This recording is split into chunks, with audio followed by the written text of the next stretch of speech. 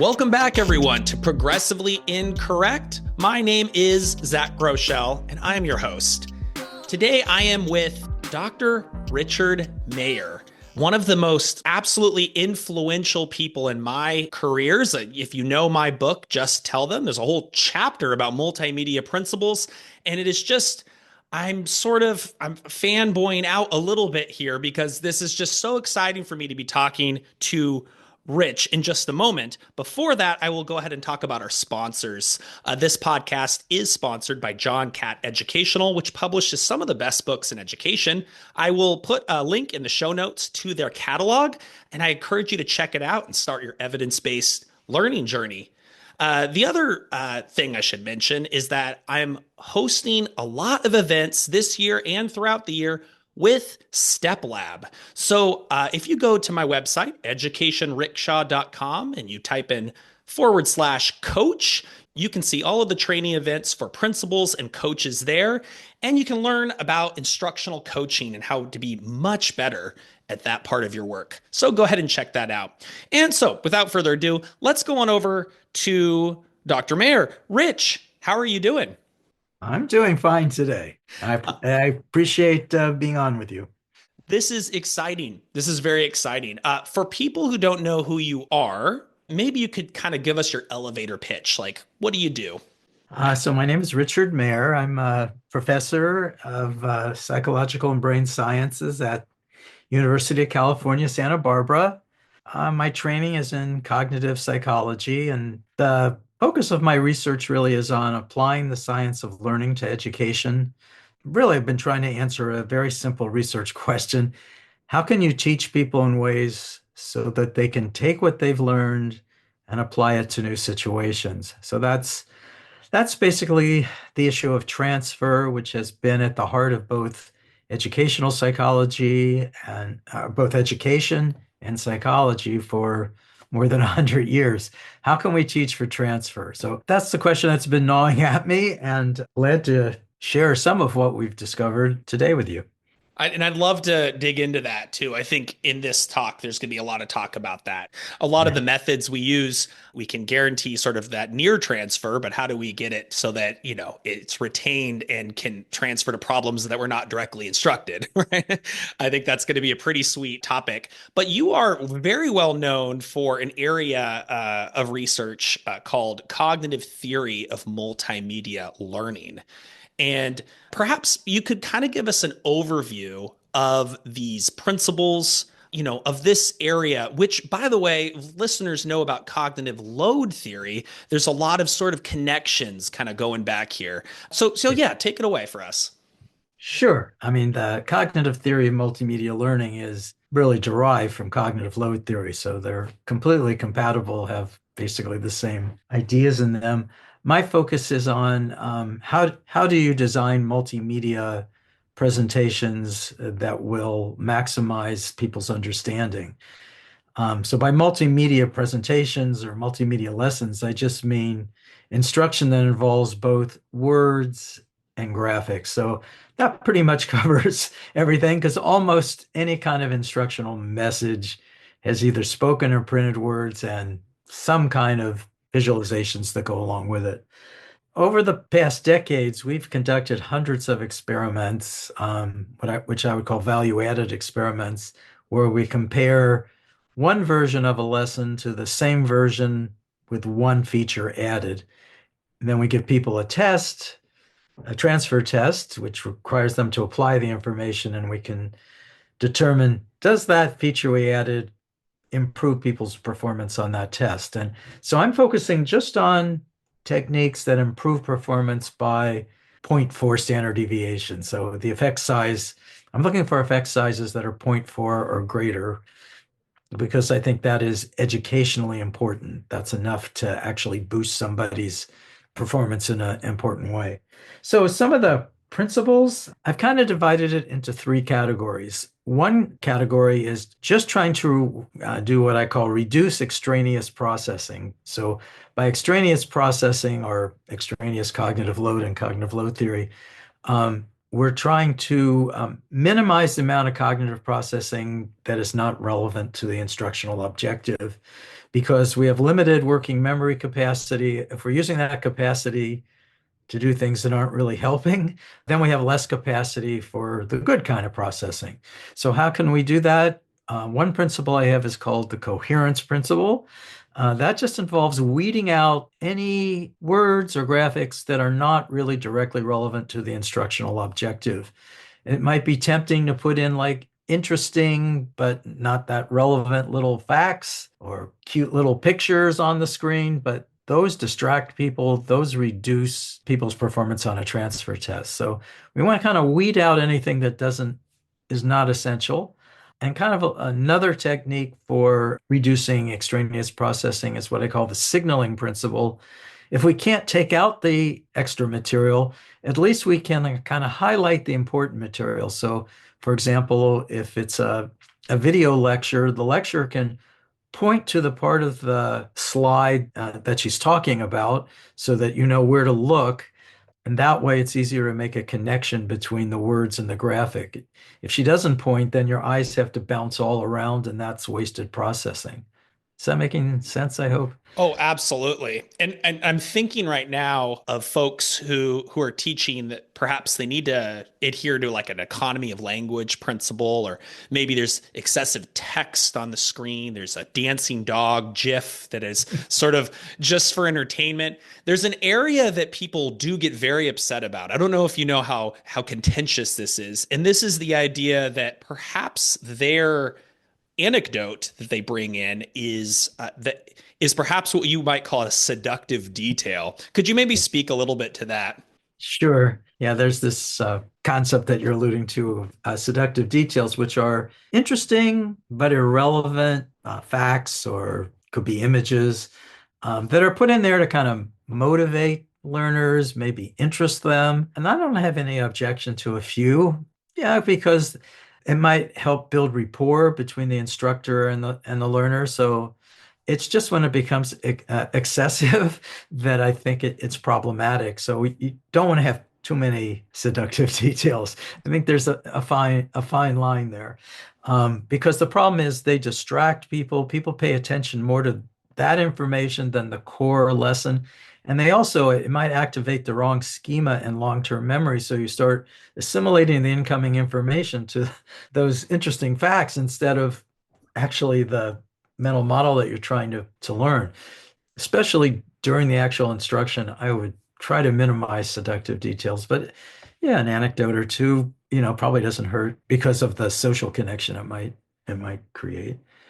Well, your first kind of big area is cut sort of the, extraneous processing. And that's sort of a don't do this almost, right? Are Right. there are there other things that we need to know about?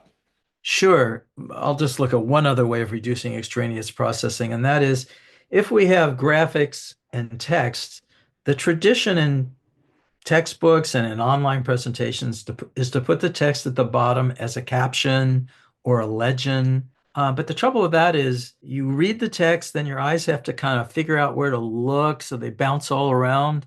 That extra scanning is wasted processing. And then you look back and try and find your place in the text, so your eyes bounce around. So you have a lot of wasted eye movements.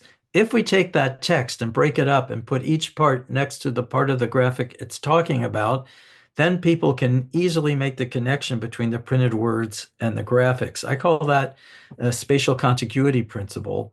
And it greatly improves people's performance on a transfer test. It allows them to make connections between corresponding words and graphics, which is really an essential part of understanding. So a basic principle is if you have captions or legends, you're doing it wrong. You want to put that text within the actual graphic. So should I go on with other principles? So you have like spatial contiguity and temporal contiguity. I Mhm. think Sweller and colleagues put this together, called this the split attention effect. Am I correct on all this? Exactly. We have a parallel ideas, which just proves how smart those people are in Australia to have the same idea I do. I'm only kidding. But yeah, the idea of split attention is exactly what we're talking about there. So if you're If you're looking at the words, you can't be looking at the graphics, so it'd be better to put them together.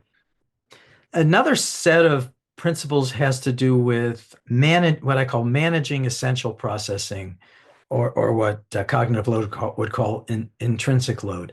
So sometimes the lesson is just complicated. We can't take out material that's relevant. So if we're trying to explain something that's really complicated, we have to figure out some way, and that might overload people's working memory. We have to figure out some way to convey that information to people. So one technique is what I call segmenting. This involves taking a more complicated lesson and breaking it down into smaller parts and presenting the parts, progressively. So if we have like a narrated animation, like we have a lesson on how lightning storms develop that goes for 2.5 minutes, it has 16 little steps in it.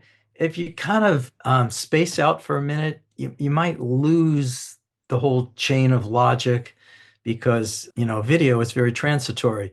So in order to compensate for that, we can break it into segments. So maybe after the first 10 seconds where the first event happens, it stops and there's a little continue button. You can click on continue to go on to the next little segment that maybe is 10 seconds long and so on.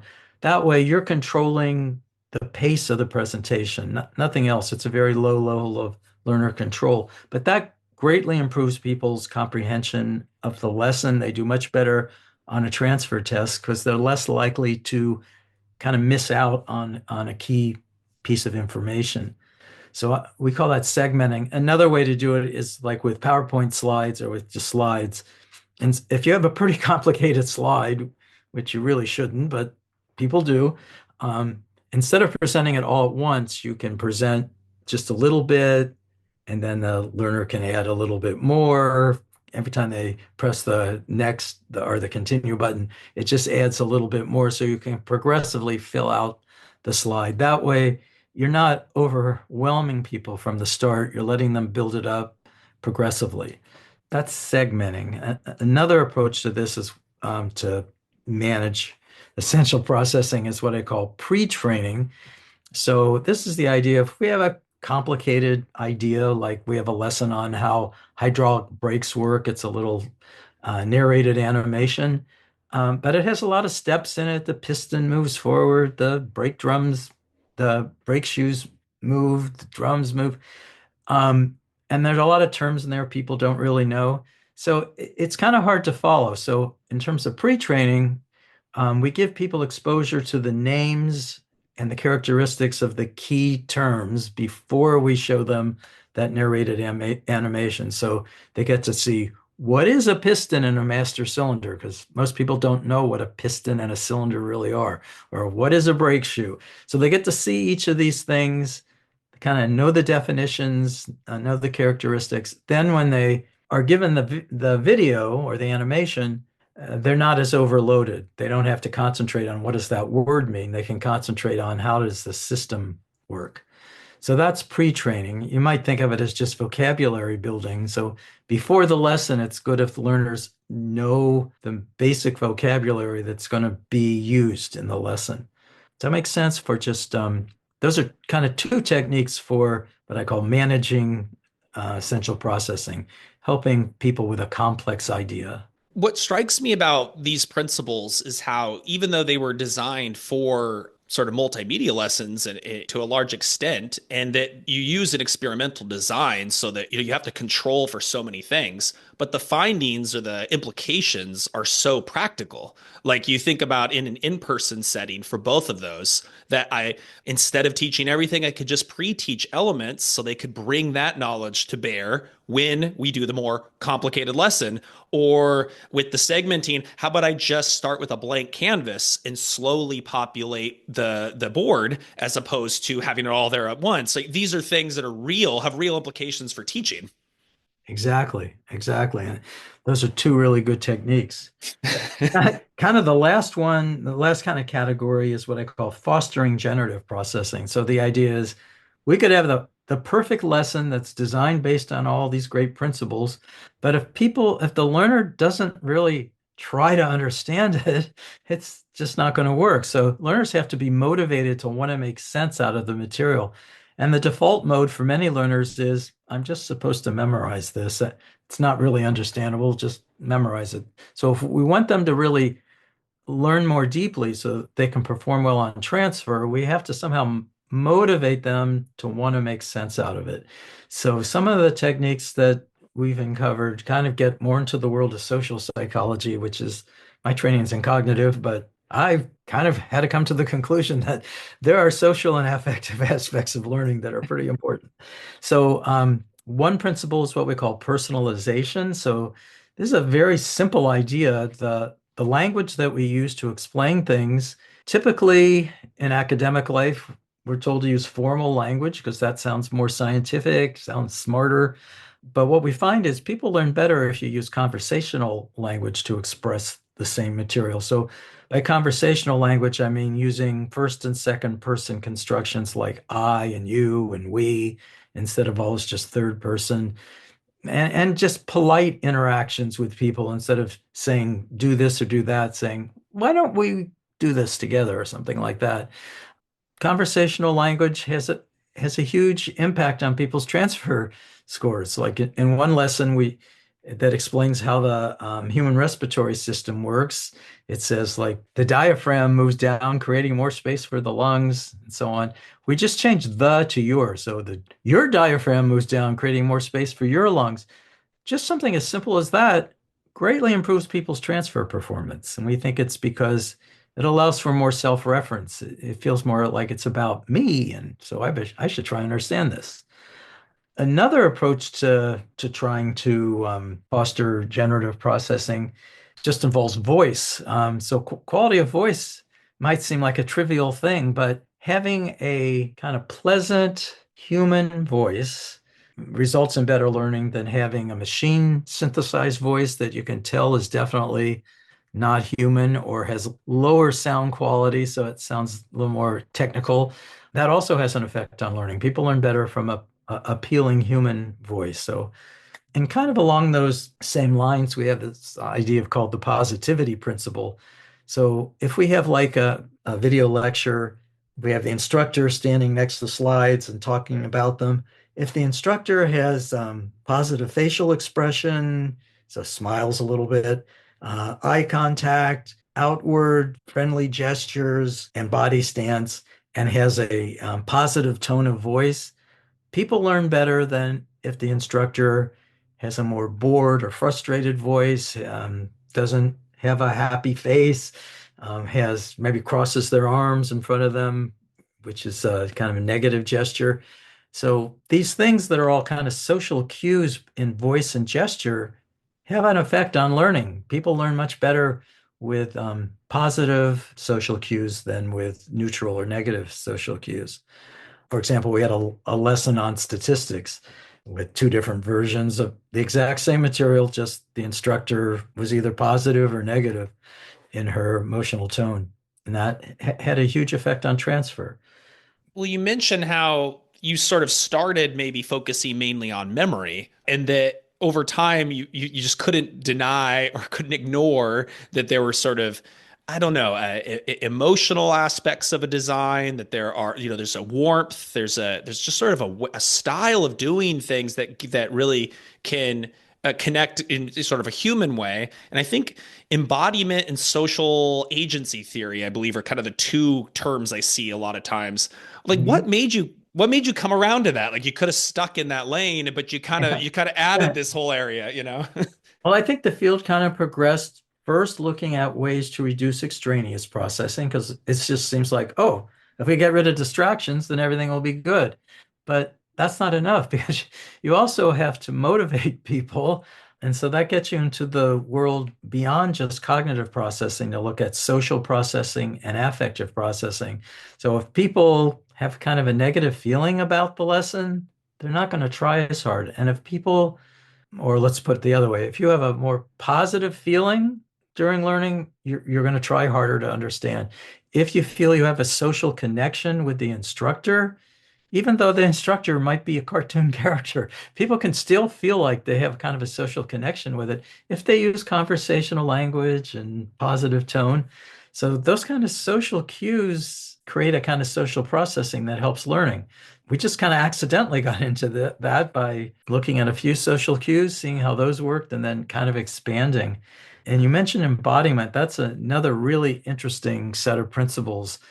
It's a less well understood idea, but embodiment is basically the idea that we think not just with our brain, but kind of with our whole body. Like you can't see this because it's a podcast, but I'm sitting here and I'm gesturing while I'm talking. Gesturing kind of helps you get your words out sometimes. So, in terms of lessons, one version of embodiment is, and you kind of already alluded to this, if we have an instructor giving a lecture, let's say we had one on the Doppler effect, she can stand there and give her lecture with the graphics already on the board. So she's just referring to graphics that are already on the whiteboard, or she can give the exact same lecture, but draw them as she's lecturing about them. People learn better when they see her drawing as she lectures rather than having the graphics already drawn. That is an example of embodiment. The idea is, well, maybe you kind of feel like you're drawing it with her. Her hand's up there drawing it. Maybe it's kind of like my hand's drawing it too. So that kind of gets you more personally involved. A kind of another version of that is perspective. We can film a demonstration from a third person perspective. So like we have a lesson showing how to build an electrical circuit where the camera is facing the instructor and the instructor's putting the pieces on the circuit board and telling what he's doing. Or we can do it from a first person perspective with the camera on the instructor's shoulder or maybe forehead.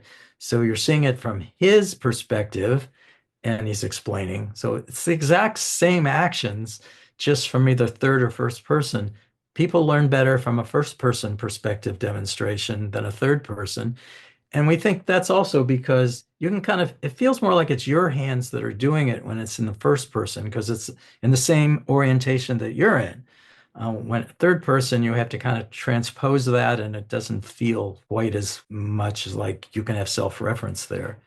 And just one other way to try to engage people that we've looked at is to, if we have a lesson, kind of stop it every once in a while and ask people to engage in some kind of generative learning activity. So, for example, we have a lesson on greenhouse gases that has four little segments to it. You see a little video that explains one part, and then another one, and another one, another one. After each segment, we can stop it and ask people, oh, please type in a one sentence explanation of what you just learned in that clip. That's a very simple thing to ask somebody to do, but engaging in an activity like self-explaining greatly improves people's performance on a transfer test.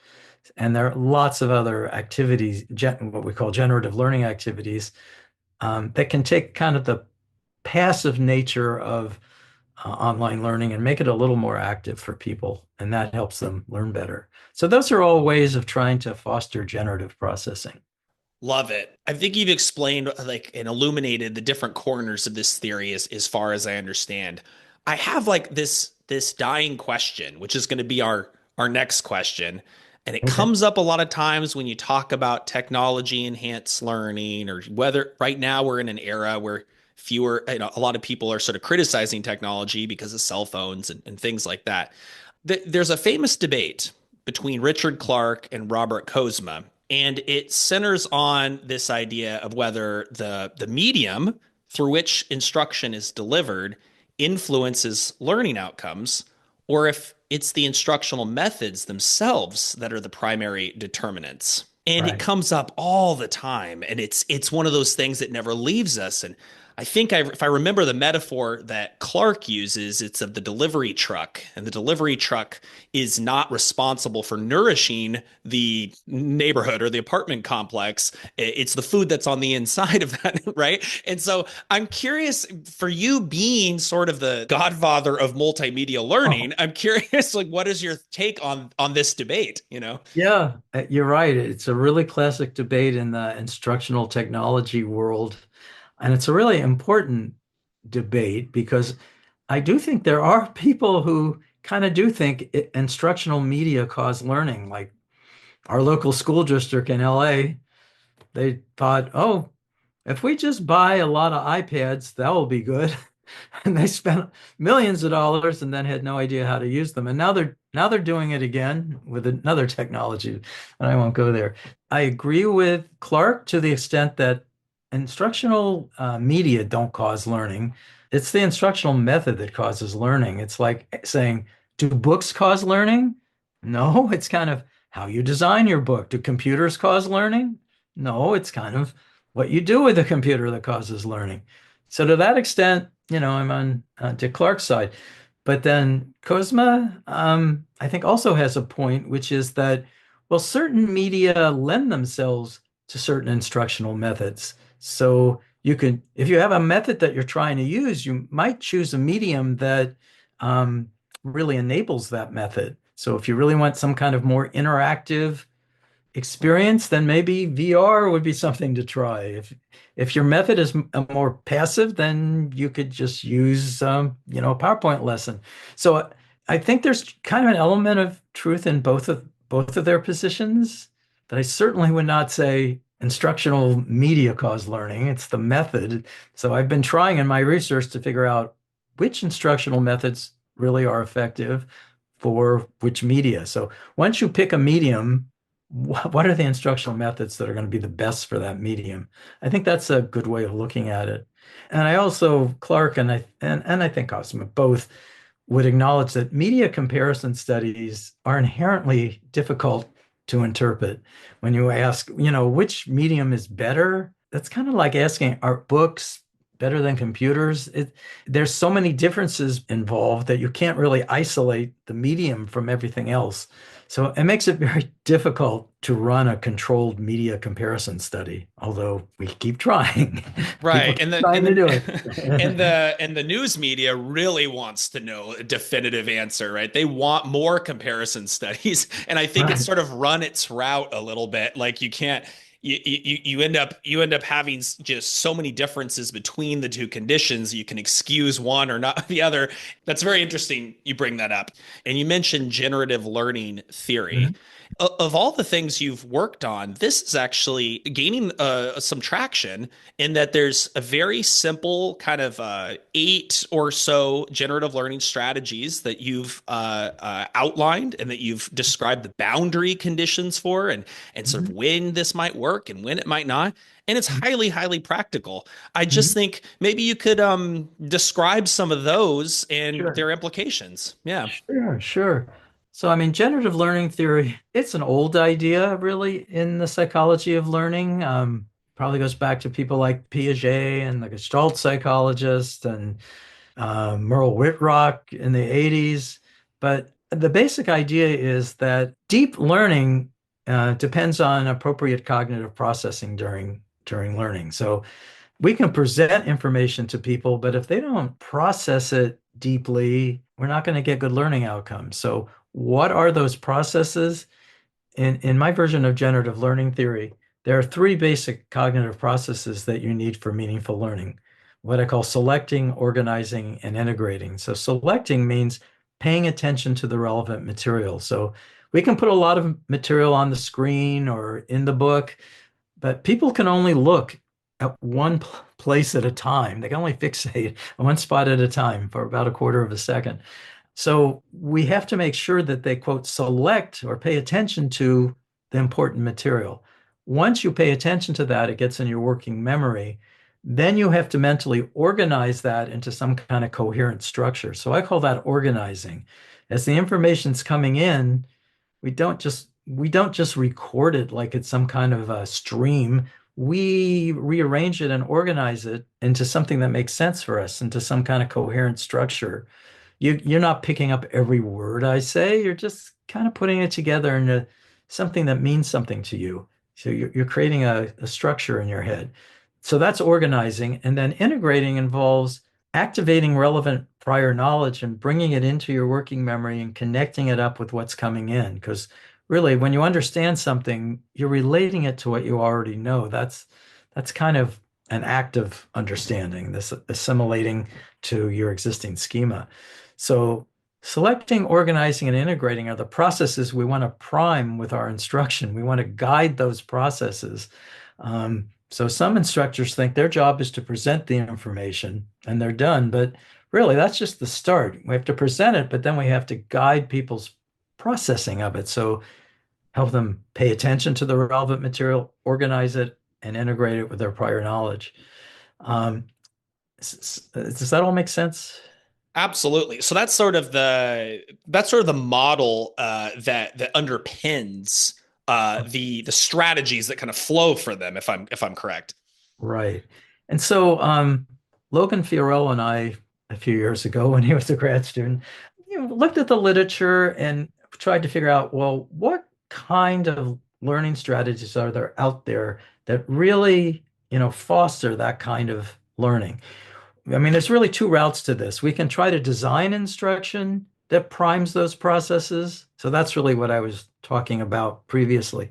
Or we can try and teach strategies to learners so they themselves are just smarter. They're better learners because they have a kind of arsenal of learning strategies.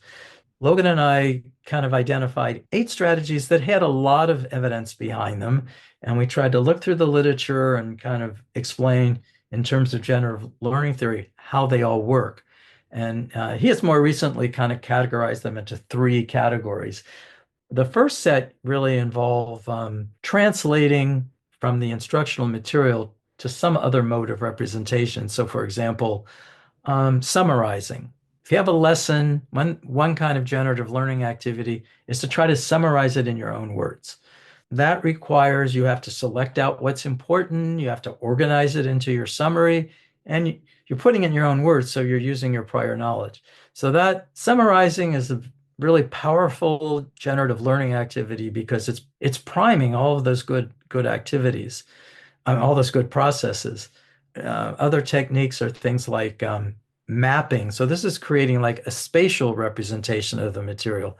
A lot of people are familiar with concept maps or graphic organizers. So what you're doing is taking the words maybe from a text and making some kind of spatial representation of them as a matrix or as a hierarchy or just a network. But that involves a kind of translation that allows you to think more deeply. It makes you select what should go into your representation and how you're going to organize it. So that's priming those same good processes.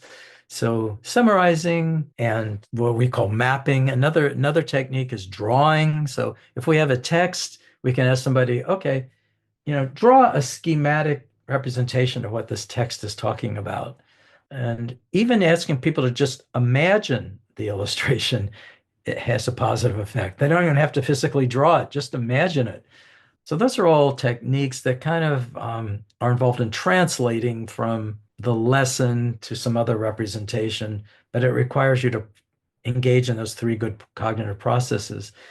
Some more elaborative techniques are things like self-testing. So even just trying to recall what you just learned. So the testing effect is a huge, a huge issue in our field.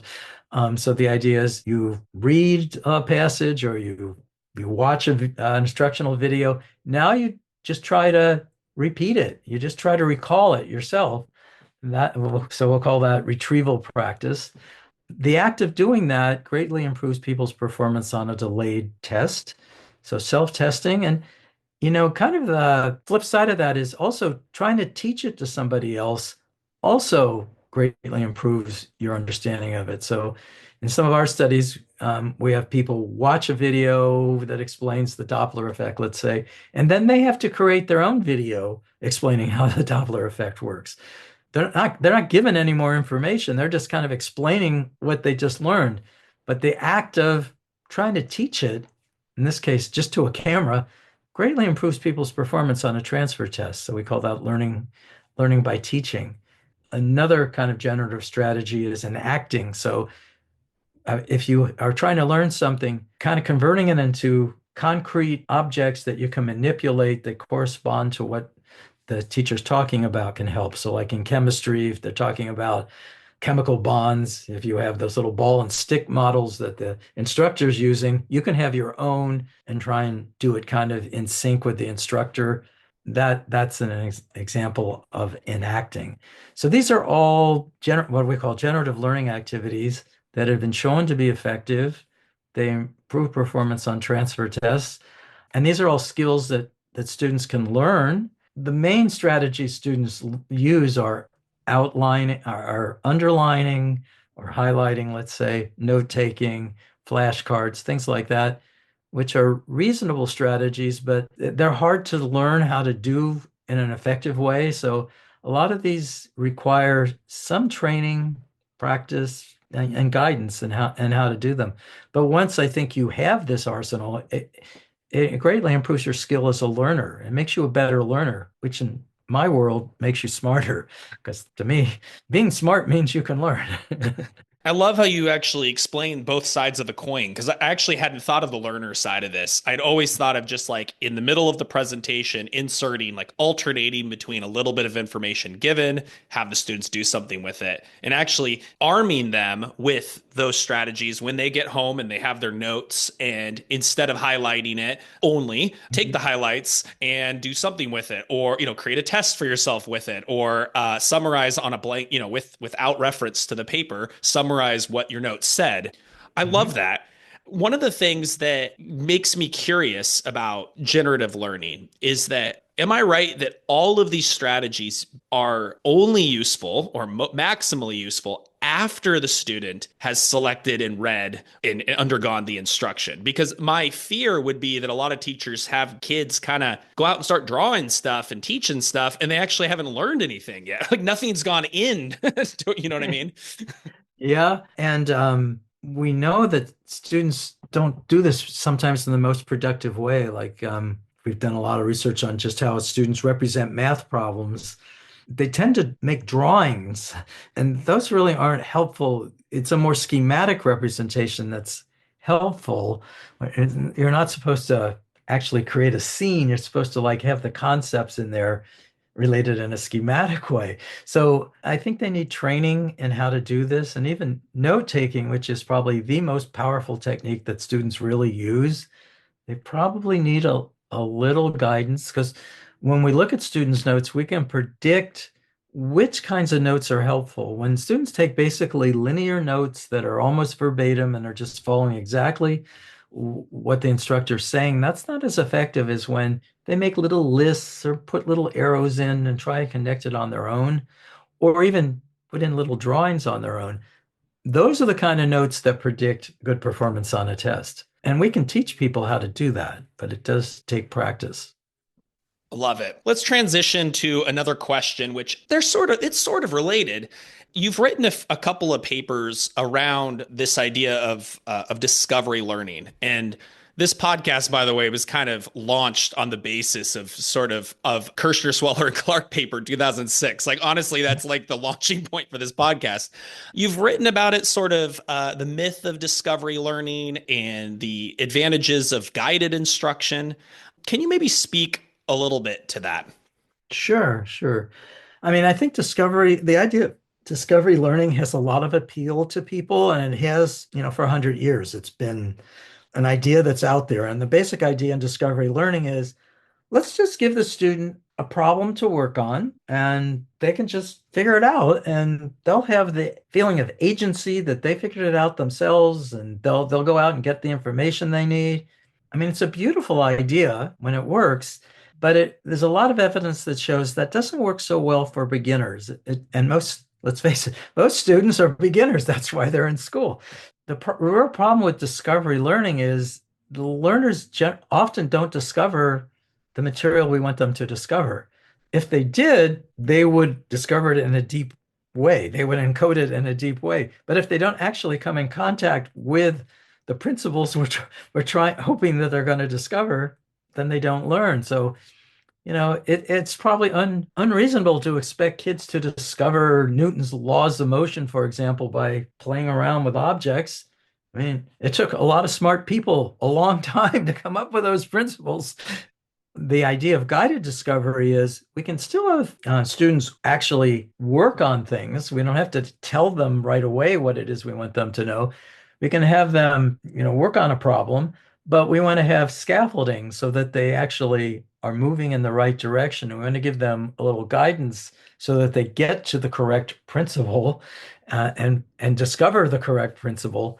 That gives you the benefit both of coming in contact with the actual content we want and also encoding it deeply because you've interacted with it a lot. So all the research that's out there is pretty consistent with the idea that guided discovery is generally a lot more effective than pure discovery.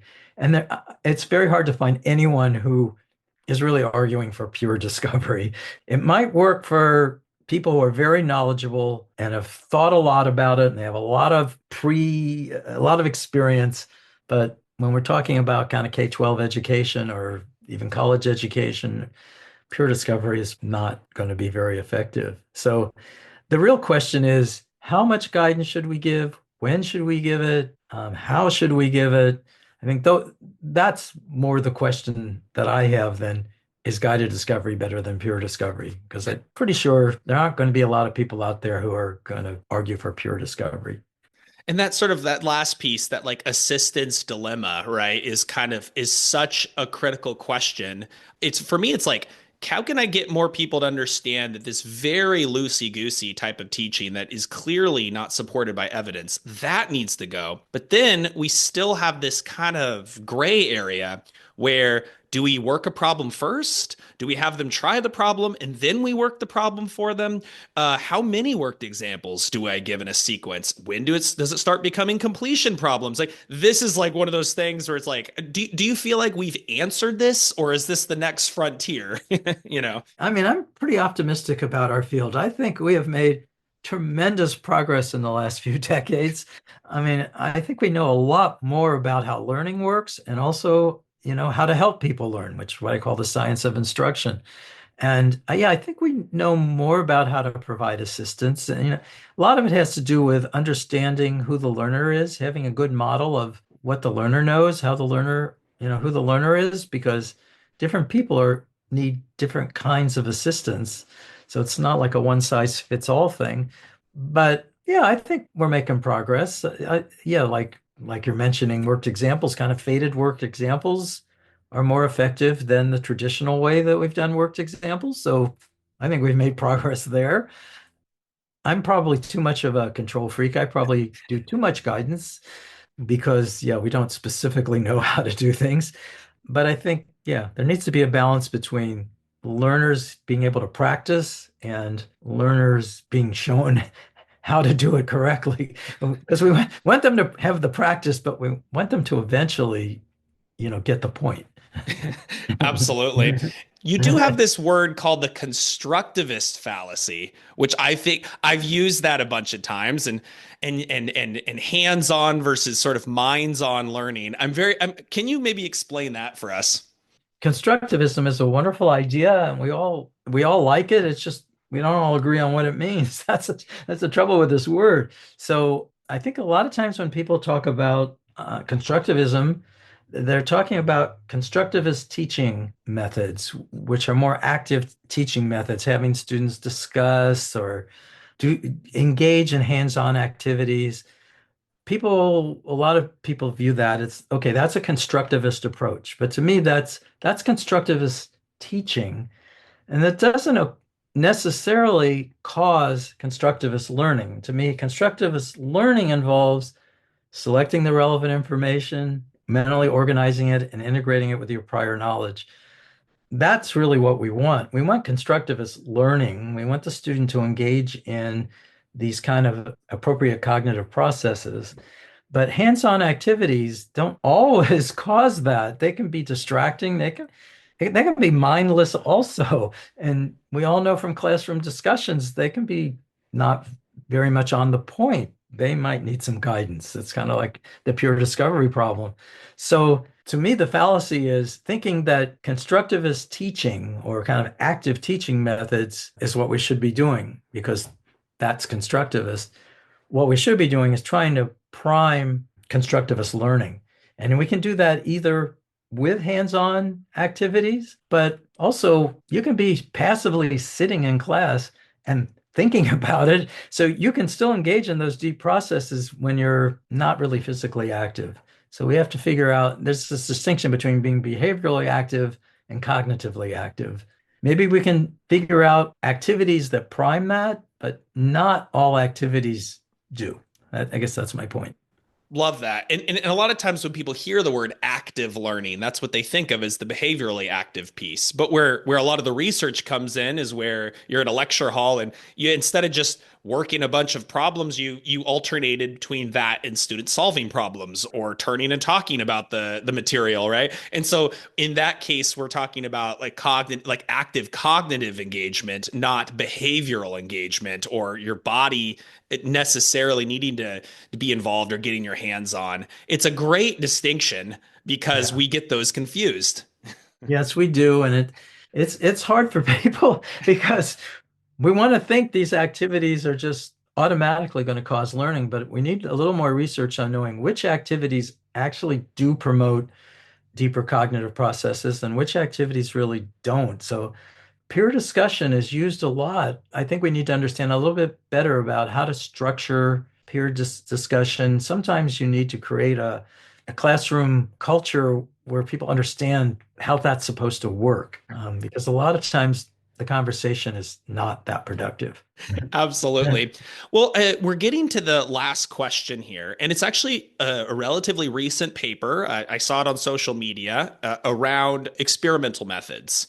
Okay. And obviously, that is sort of the cornerstone of your research. There's other methods that are useful for some things, but they're not really great at establishing causal relationships. And I think as we get closer to some of the events I'm going to around like research ed, evidence-based education, this is so important to talk about. So, can you kind of tell me why experimental methods should be considered the most effective way to establish causal relationships in education research? If you want to answer questions about which instructional intervention is more effective, then well-controlled experiments are pretty well recognized as the way to answer that question.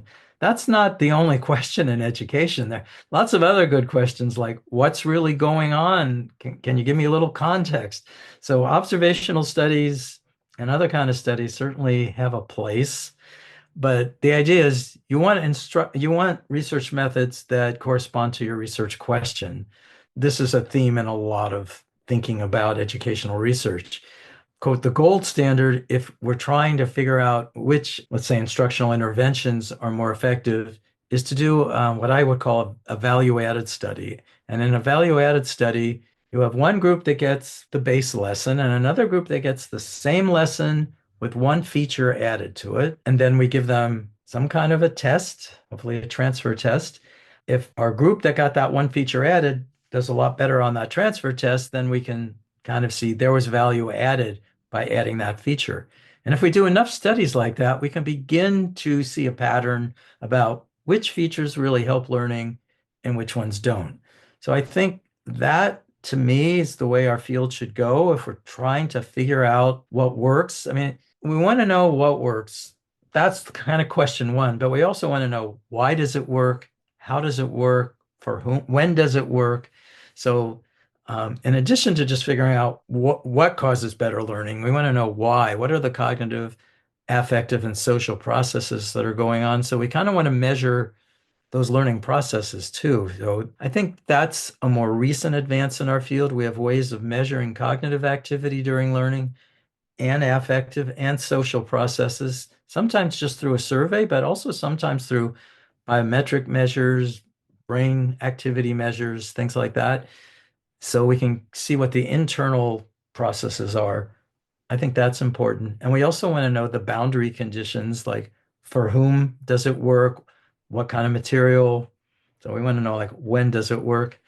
But in all those cases, I think experiments are helpful because they can answer those questions for us.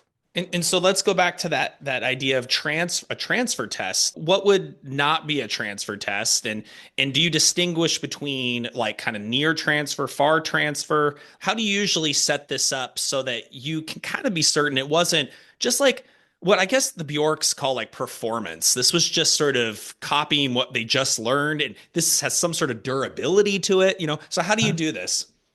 The work that I do, I focus on the science of learning and the science of instruction, but there's also the science of assessment, which I think is like the third pillar here in what we're doing.